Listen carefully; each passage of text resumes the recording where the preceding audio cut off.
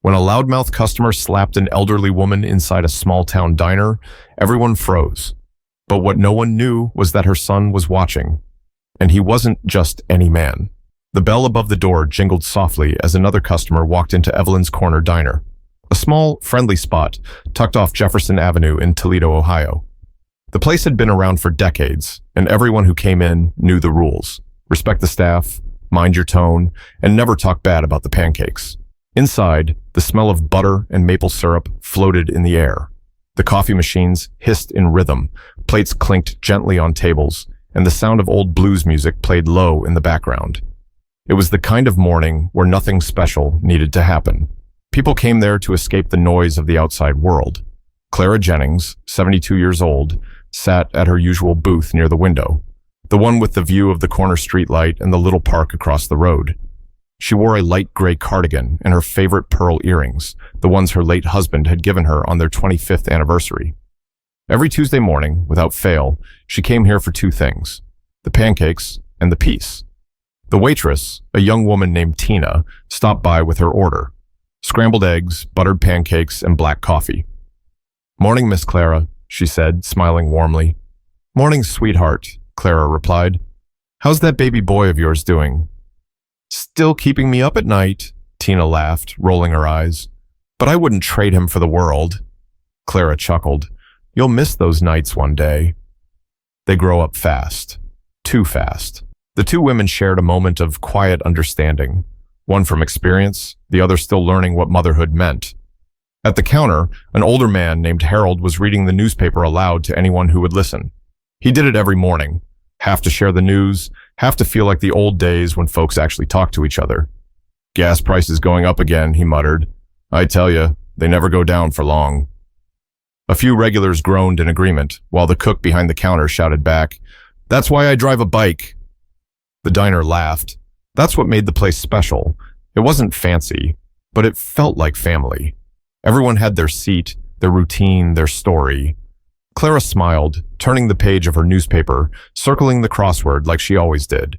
The morning sun glowed across her table, lighting up her silver hair. Everything about that moment felt safe, predictable, ordinary. But things that start peaceful often change the fastest. The doorbell jingled again. Only this time, it wasn't another friendly face. A man in his late 30s walked in, tall and broad-shouldered, his presence immediately changing the air in the room. His name was Rick Dawson. He wasn't from the neighborhood. Everyone could tell. Expensive leather jacket, loud voice, that kind of arrogance you could hear before he even opened his mouth. He didn't wait to be seated. He just marched straight to a booth, dropped himself down, and snapped his fingers at the waitress. "Hey, sweetheart, how about a menu, huh?" he said, voice dripping with sarcasm. Tina froze for half a second, forcing a polite smile. "Of course, sir." She handed him the menu and hurried back behind the counter. Harold looked up from his paper, eyeing Rick carefully. The regulars didn't say a word, but they all felt it. The kind of tension that comes when someone walks into your space and doesn't respect it. Clara, always the gentle soul, tried to ignore the noise. She focused on her crossword puzzle, sipping her coffee. She'd seen people like him before, the kind who confuse volume with strength. Rick grumbled under his breath about the prices, the slow service, even the music. "Who still listens to this old junk?" he said loudly, shaking his head. No one answered. That was how people handled trouble in small places. Silence. But silence has power. It can either cool things down or make someone like Rick even louder. He leaned back in his seat, sighing dramatically, tapping his fingers against the table. The diner's peace was gone. Even the cook had stopped humming. Clara looked up for a brief moment, studying the man. She didn't say a word, just a small, quiet look of disapproval, the kind a teacher gives when she knows someone can do better. That small glance was all it took. Rick noticed, and something in his expression shifted. But what no one knew yet was that this single look, this quiet morning, was about to turn into a day the whole diner would remember forever. Rick slouched in the booth, his arms stretched across the backrest like he owned the place. The other customers tried to focus on their breakfast, pretending not to see him, but everyone felt his presence. His voice cut through the calm like a siren in the night. Tina came back with her notepad, forcing a polite smile. "What can I get you today, sir?" He looked up at her with a smirk. Finally. Thought I was invisible for a second. She swallowed hard, but kept her tone even. We've been a little busy this morning.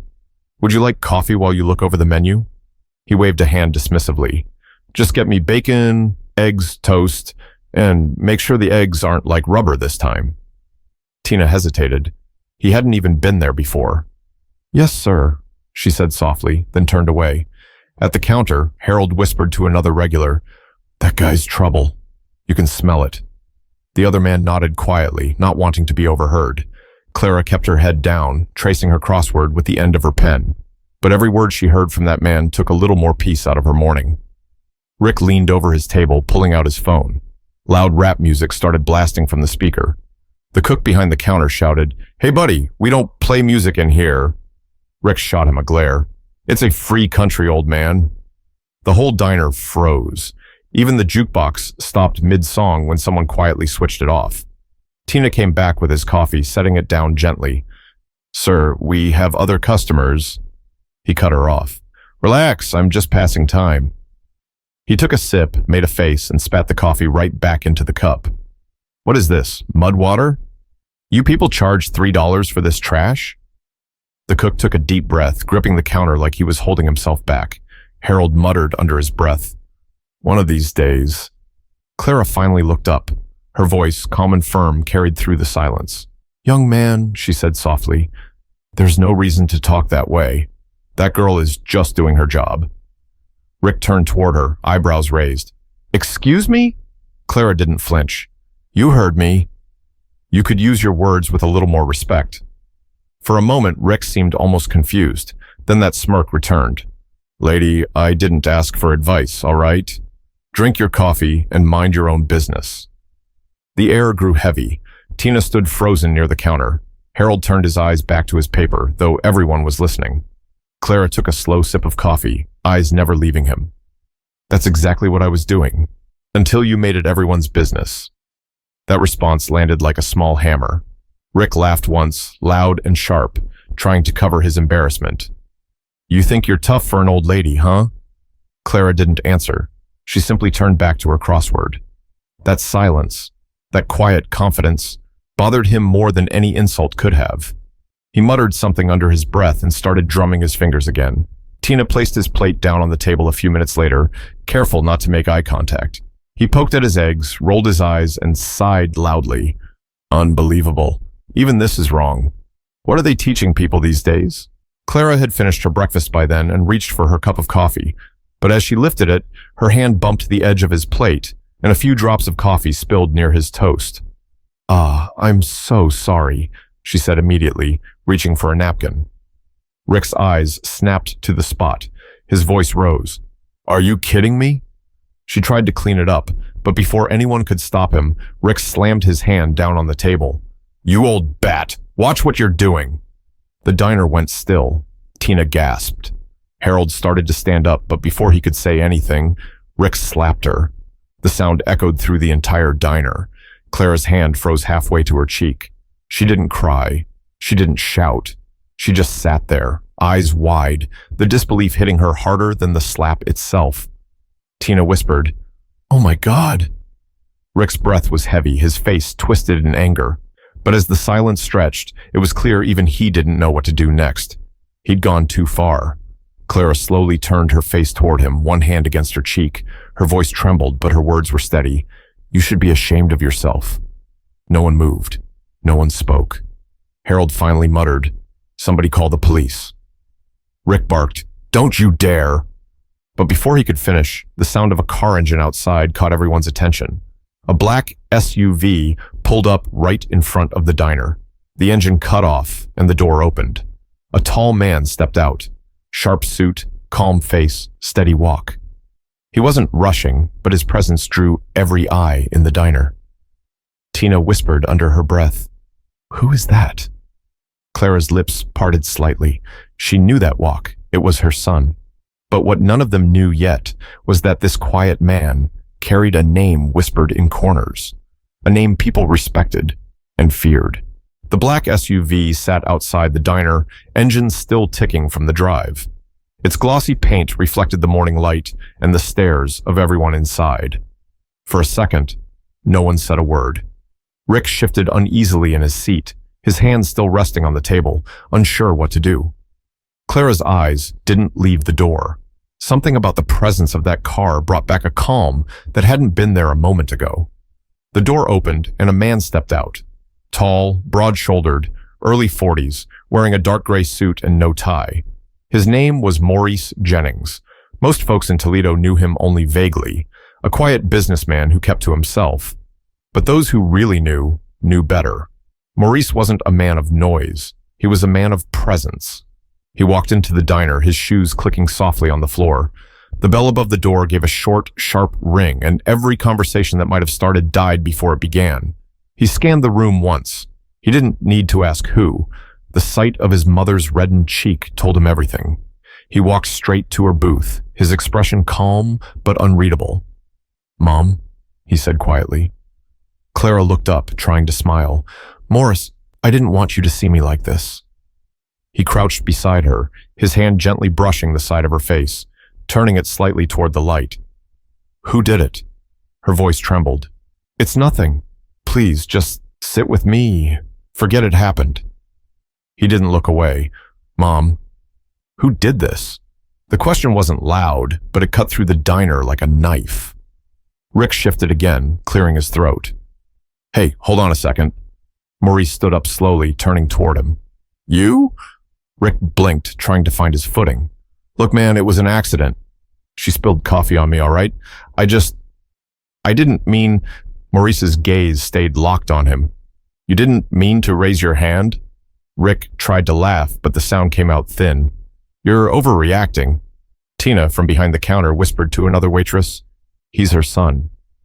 I've seen him before, owns some warehouse business over on Monroe Street." The cook, still standing with his arms crossed, muttered, "That ain't no warehouse business." Maurice stepped closer to Rick's booth, but his tone never changed, calm, controlled. "What's your name?" "Why?" Rick snapped. "Because I'd like to know what kind of man thinks it's okay to hit a 70-year-old woman," Maurice said. The whole diner held its breath. Even the clock on the wall seemed to tick quieter. Rick swallowed hard. "You're making this a bigger deal than it needs to be." "She'll be fine."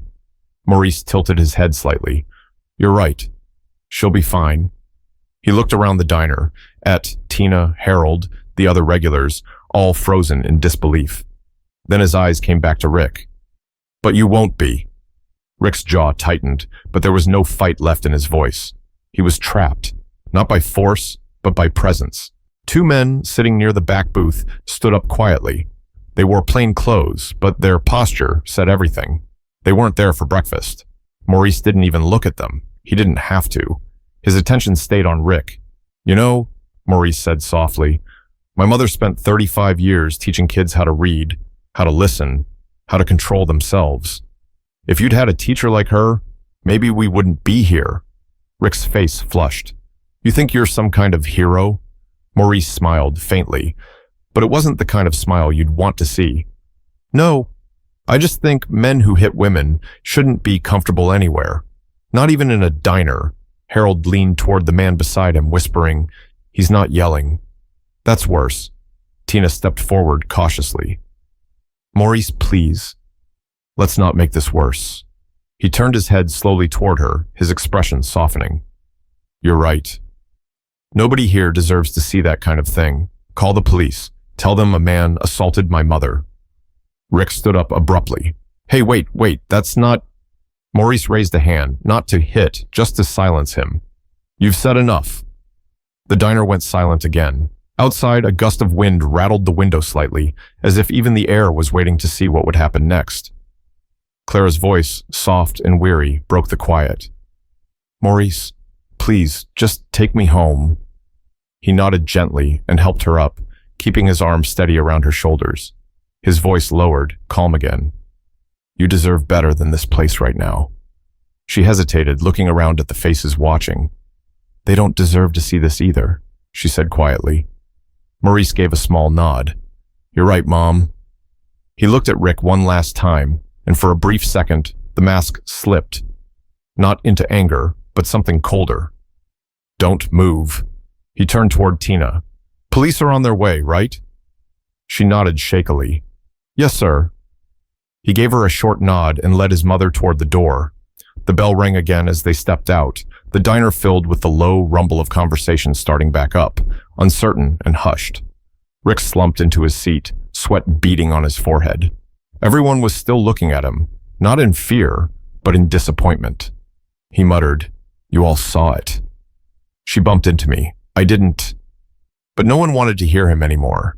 And outside, as the SUV door closed, Maurice made a quiet call, one that would make sure respect found its way back to the diner before the day was done. When Maurice walked back into Evelyn's Corner Diner 10 minutes later, the room was already on edge. The police hadn't arrived yet, and Rick was pacing by the window, muttering to himself. Every time the door creaked, he flinched. Maurice pushed the door open calmly. The bell jingled. That same sound, now sharp as a blade. Every eye in the diner turned toward him. He didn't rush, didn't raise his voice. He simply walked back to the same spot, the same booth where his mother had sat just minutes before. He placed both hands on the table, looked at Rick, and said, "Sit down." Rick froze. "Man, I told you, it was an accident." Maurice didn't move an inch. "Sit down." Rick hesitated for a second, then sat. His voice cracked slightly. "I said I was sorry." Maurice leaned forward, elbows resting on the table. "No, you didn't." "You said it was an accident." That's not the same thing. Rick opened his mouth, but no sound came out. Maurice continued calm as ever. "You know what's funny? My mother raised me on rules. Not fancy rules, just simple ones. Don't steal, tell the truth, and never, ever disrespect people who've lived long enough to teach you something." Rick stared at him, trying to look defiant, but his eyes kept dropping to the table. Maurice tilted his head slightly. "Tell me, Rick, where were your rules when you hit her?" Rick stammered, I lost my temper, all right? She spilled coffee on me. Maurice's expression didn't change. "You think coffee burns worse than shame?" The question landed heavy. The room went still again. Even the clock on the wall seemed to stop ticking. At the counter, Harold whispered to Tina, "He's handling this better than I expected." Tina whispered back, "He doesn't need to yell." "That's what makes it worse." Maurice sat back slightly, hands folded, almost casual. "You know what happens when you forget respect, Rick?" Rick didn't answer. Maurice leaned in. "You lose it from everyone else. That's the tax for being careless with people." He turned to the rest of the diner, scanning the faces that had been frozen for the last 20 minutes. "How many of you have seen something like this before?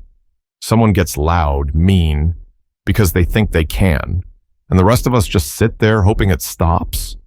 A few heads nodded quietly. Harold looked down at his paper, guilt flickering across his face. Maurice nodded slowly. "That's how it grows. Disrespect isn't born loud. It starts small, but it spreads when nobody says a thing." He turned back to Rick. "You embarrassed a woman old enough to be your mother. You made strangers watch it happen. And you think the word sorry fixes that?" Rick swallowed hard. "What do you want me to do, huh?" Maurice's voice softened, not with mercy, but clarity. "I want you to understand something you clearly missed growing up." He leaned closer. "Respect doesn't make you weak. It keeps you from being small." Rick's mouth trembled slightly, but he didn't respond. His bravado had collapsed. Maurice looked toward the manager. "The police?" The manager nodded. "On their way." "Should be here any minute." Maurice nodded once. "Good." He stood slowly, buttoning his jacket. "You'll have time to think before they get here. Use it wisely." He started to walk toward the door, but paused. "And Rick?" Rick looked up nervously. "Yeah?" "Apologize to my mother when you see her again. But don't do it for her. Do it because one day, someone might have to forgive you for something worse." Rick looked down, unable to meet his eyes. Maurice walked out, the bell above the door giving that same quiet ring. The sound of order being restored. Tina finally let out a shaky breath she hadn't realized she was holding. "I thought he was going to snap," she whispered. Harold shook his head slowly. "Nah, that man doesn't need to snap. He just makes the world stand still until it listens." Outside, Maurice stood beside his SUV, looking through the diner's glass window for a moment. He saw Rick, hunched at the table, small and quiet now, no longer the loud man who'd walked in earlier. He took a deep breath, exhaled, and looked up at the sky. "Mom raised me right," he said under his breath, before getting into the car. But as he drove away, he couldn't shake one thought, that it shouldn't take someone like him for people to remember how to treat others right. When the door closed behind Maurice, the diner stayed quiet for a long moment. No one wanted to move first. The air was thick, not with tension this time, but with reflection. Rick sat in the same booth, his hands clasped together, his eyes on the floor. The man who'd walked in like a storm was now completely still. Tina approached carefully, still shaken. She placed a glass of water in front of him. "You should drink something." He didn't answer, just stared at the table, the untouched plate, the coffee cup he'd complained about earlier. The once loud, cocky voice was gone. Clara stepped back into the diner a few minutes later, her son having driven her around the block and back. She'd insisted, not out of pride, but because she wanted to leave things right. The bell chimed softly as she walked in, holding her small purse close. Every person in the diner turned toward her, not out of pity, but respect. She walked slowly, her steps measured, eyes steady. The mark on her cheek was faint now, but visible. It didn't define her. Her calm did. Rick looked up when he heard her footsteps. His throat went dry. "Ma'am, Clara stopped by his booth. "Don't call me ma'am," she said gently. "You're not talking to a stranger. You're talking to someone's mother." Rick blinked, guilt flooding his face. "I didn't mean to." She held up a hand. "You did. And you'll carry that with you. But maybe that's not the worst thing." He frowned slightly, confused. Clara pulled out the seat across from him and sat down. The whole diner watched, silent. Even Tina leaned against the counter, her eyes wide. Clara folded her hands on the table. "I taught school for 35 years.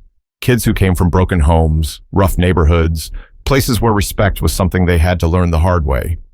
Rick said nothing. She continued. "Some of them learned. Some didn't. The ones who didn't, they always thought the world owed them patience for their anger. But it doesn't. The world remembers the harm you cause long after you forget it." Her voice was calm, but it carried power. The kind of power that doesn't need to be proven. It's just there. Rick looked down, his fingers tapping nervously on the table. "I don't know what you want me to say." Clara took a slow breath. "I don't need you to say anything. I just want you to remember this feeling, that quiet, that shame. It's what happens when people finally see themselves clearly." He swallowed hard. "I'm sorry." She studied him for a long moment, searching his face. Then she gave a small nod. "Good. That's a start." The manager, standing near the back, spoke softly. "Police are on their way, Miss Jennings." "You sure you don't want to leave?" Clara shook her head. "No, I've spent my life teaching lessons. I can stay long enough for one more." She turned back to Rick. "You see, young man, anger is a strange thing. It tricks you into thinking you're powerful, but real power, that's control. That's knowing when to sit still, when to walk away." Rick's eyes glistened slightly, though he tried to hide it. Clara leaned closer. "The next time you feel that anger building, I hope you hear my voice. Not to scold you, but to remind you. You're better than the worst moment you've had, but only if you decide to be tot." The room was silent, except for the faint hum of the ceiling fan. Tina wiped a tear from the corner of her eye. Harold just nodded to himself, whispering, "That's a real teacher right there." Rick took a deep breath. I don't deserve your forgiveness." Clara looked at him kindly. "Forgiveness isn't about deserving. It's about not letting bitterness stay in your heart, mine or yours." For a brief second, Rick met her eyes. And in that look, something changed. The arrogance that had followed him in that morning was gone. What replaced it wasn't pride or fear. It was the beginning of understanding. Clara stood, adjusting her cardigan. "You'll have time to think about this. Make it mean something." As she turned to leave, the police car lights flashed through the window, blue and red reflections sliding across the diner walls. The officers entered quietly, speaking to the manager first. Rick didn't resist. He just stood up, placed his hands on the table and said, "I'll go." Before he walked out, he looked at Clara one more time. "Thank you," he said quietly. She didn't respond, just gave a faint nod. Sometimes silence speaks louder than any words. The door closed behind them. The diner exhaled as though it had been holding its breath all morning. Tina came over and hugged Clara gently. "You didn't have to come back," she said. Clara smiled softly. "I did. I needed him to hear something before life taught it to him the hard way." Harold, from his seat, said with a small grin, "Remind me never to argue with you, Miss Jennings." She chuckled lightly, picking up her purse. "You wouldn't last a minute." The room erupted in quiet laughter. Not the loud kind, but the healing kind. But as the laughter faded, Clara looked out the window where the police car drove away and whispered to herself, "Respect. That's the one lesson we never stop needing to learn." Outside Evelyn's corner diner, the air was still. The morning rush had turned into late morning quiet. The streets that once buzzed with traffic now felt peaceful again, as if nothing had happened. But inside Maurice, something hadn't settled yet.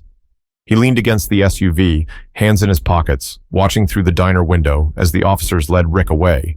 His jaw wasn't clenched, but his eyes said everything. Anger mixed with disappointment, not at what happened, but at the world that allowed it. The door opened and Clara stepped out. The soft ring of the bell behind her was the only sound between them. Maurice straightened immediately. "You okay, Mom?" She gave a tired smile. "I've been through worse, son. Don't you worry about me." He looked at her cheek again, the faint redness that still lingered. "You shouldn't have to go through worse. Not at your age, not anywhere." Clara walked closer, her cane tapping softly on the pavement. "Maurice, you can't protect me from everything. That's not your job." He sighed, looking down. "It's my job to try." For a moment, neither spoke. Cars passed in the distance. The scent of bacon still hung faintly in the air. Clara looked up at her son, her proud, quiet son who had seen more than most people could handle. "You know," she said, "when you were a boy, you used to come home with scraped knees from those kids down the block. You never told me who did it. You'd just say, 'It's fine, Mom.' They learned." Maurice smiled faintly. "Guess I haven't changed much." She chuckled softly. "You haven't.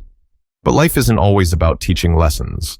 Sometimes it's about showing restraint, letting others learn their own way." He turned to face her fully. "You really think he learned anything?" She nodded slowly. "Yes. Not because of what you did, but because of what you didn't." Maurice tilted his head slightly. "What I didn't?" "You could have done worse," she said simply. "You've got power, son. The kind that doesn't need fists or guns. The kind that lives in your silence." And that man felt it. But what he'll remember most is that you chose to walk away. Her words sank in deep. Maurice had spent years building his name on control, on quiet power. But hearing it from her, it felt different.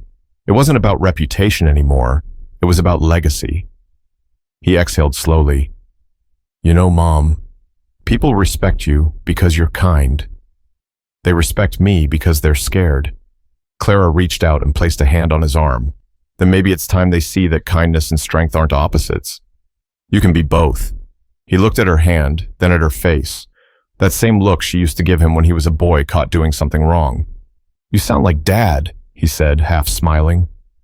"Your father believed in balance," she said softly. "He used to say, the loudest man in the room usually has the least to say.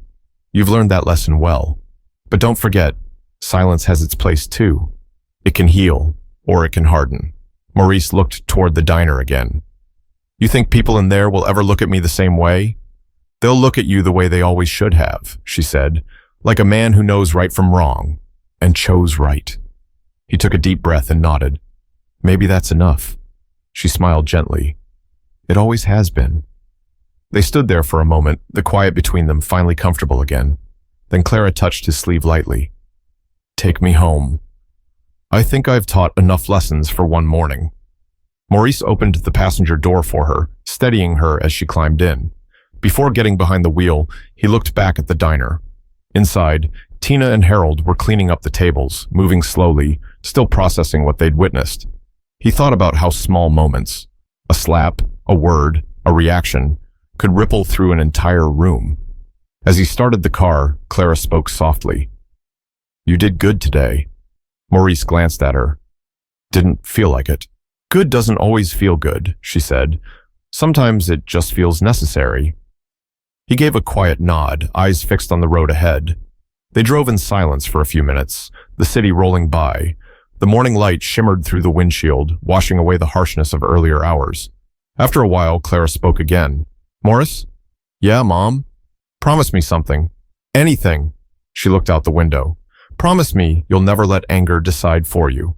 Not even when you're right. He hesitated, then nodded slowly. I promise. And for the first time that morning, a small peace returned to both of them.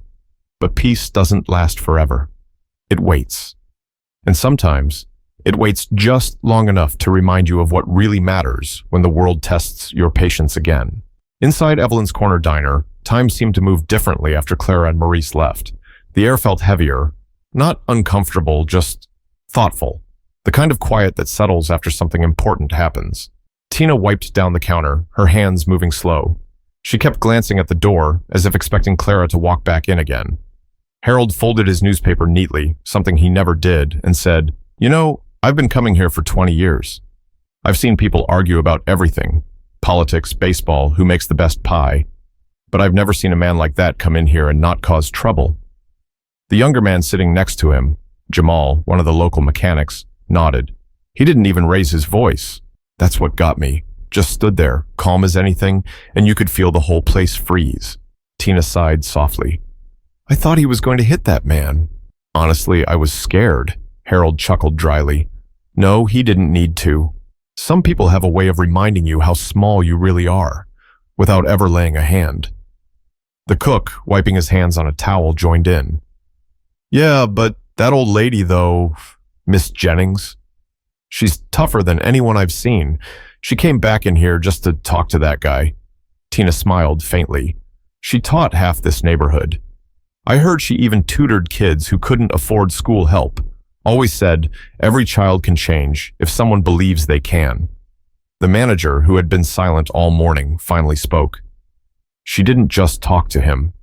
She forgave him. That's something I couldn't have done. The group fell quiet again. Jamal leaned on his elbows. You think he meant it? The apology? Harold nodded slowly. I think he did. You could see it on his face. That look a man gets when he realizes the world doesn't spin around him. Tina exhaled, staring down at her rag. You know what got me? The way she said, You're talking to someone's mother. That hit different. Made me think about mine. She glanced out the window. Made me think about how I talk to people too. The cook shook his head. Ain't it something? How one moment can change how you see everything. Harold smiled. Yeah, that's life though. Most of the lessons worth learning don't come from books. They come from mistakes. The bell over the door rang softly. Everyone looked up. It wasn't Clara or Maurice this time, just a delivery man bringing in a box of supplies. He looked around at the quiet faces and asked, Rough morning? Tina gave a tired smile. You could say that. The man shrugged. Happens to the best of us. He left the box and headed out again, the bell ringing behind him. Harold chuckled under his breath. If he only knew. The manager started turning the radio back on, letting old blues music drift through the diner again. It wasn't as loud as before, but it was something. Tina leaned on the counter, staring at the reflection in the coffee pot. You know what I realized? Respect ain't just about being polite. It's about seeing people. Really seeing them. The waitress, the teacher, the old man reading his paper. We forget that sometimes. Harold nodded. Yeah, until someone reminds us the hard way. The cook pointed toward the booth where Clara had sat. That woman, she walked out with her head high. She didn't let him take her piece. That's something right there. For a few seconds, the room went quiet again, everyone's eyes drifting toward that empty booth by the window. The sunlight poured across the table, catching the edge of her empty coffee cup that Tina hadn't yet cleared away. It sat there like a reminder, not of the slap, not of the shouting, but of grace. Tina whispered, I think I'll leave that cup there till the end of my shift. The manager nodded softly. Leave it. Some seats deserve to rest a while. Outside, traffic picked up again. A bus stopped at the corner. A woman laughed on her phone as she crossed the street. The world was moving again. Harold unfolded his paper again, but didn't start reading. Instead, he said, You think she'll come back next Tuesday? Tina smiled, eyes soft. She always does. The cook added, and if she does, breakfast's on me. Everyone chuckled, the tension finally starting to fade into something lighter. Tina looked toward the door one last time. That woman, she reminded me that it's never too late to act right, or to learn. Harold nodded. Amen to that. But even as life went back to normal, nobody who sat in that diner that morning would ever forget what they'd seen, or the quiet power of a woman who taught an entire room what respect truly means. The world outside kept moving. Cars passing, people laughing, a city alive with its usual rhythm. But for the few who had sat inside Evelyn's corner diner that morning, something had changed forever. Sometimes, lessons don't arrive in classrooms or sermons. Sometimes, they show up in the middle of breakfast, in the form of a mistake that forces everyone to stop and look at themselves. That morning had started like any other. Coffee, pancakes, small talk, until one man's pride turned into cruelty. But what followed was something far more powerful than revenge. It was accountability. Maurice could have handled things differently. He had the kind of power that made people nervous. But he chose control. He chose restraint. And in that silence, he showed what real strength looks like. Not the kind that comes from fear, but the kind that comes from character. And Clara, she didn't let humiliation define her. She walked back into that diner not to shame, but to teach. Her grace spoke louder than any slap ever could. In a world where anger travels faster than thought, her patience was its own kind of rebellion. People like her remind us of something we forget too often. Respect isn't a gift. It's a choice. You don't have to like everyone you meet. You don't have to agree with every stranger or every word they say. But there's a line, a thin one, that separates decency from destruction. And once you cross it, you can't control what happens next. Clara didn't just defend herself that morning, she defended something bigger.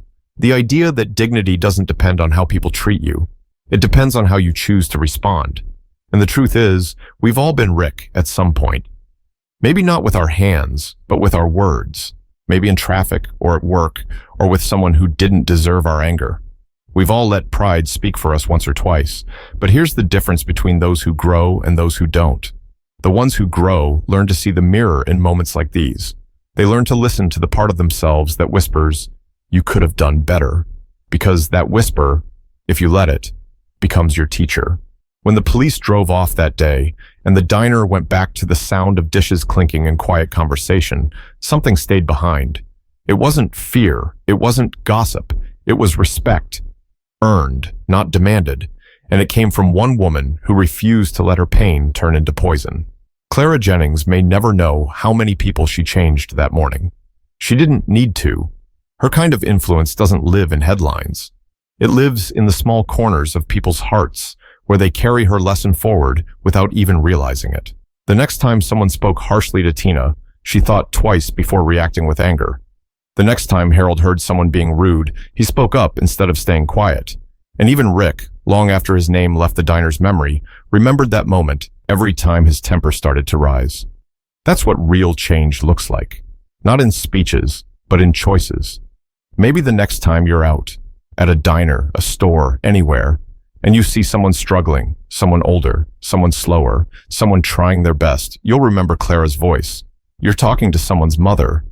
Because every person carries a story you can't see, but so a history you don't know.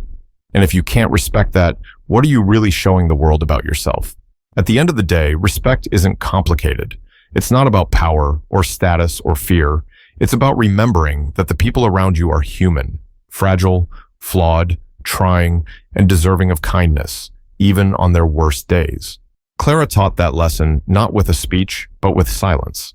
And Maurice, her son, reminded us that real authority doesn't need to roar to be heard.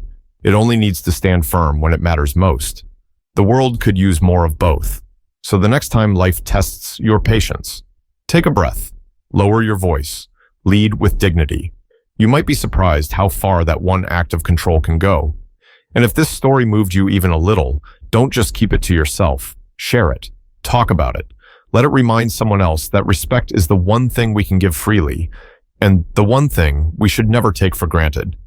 Because in the end, It's not about who's stronger. It's about who chooses to stay kind when strength is easy.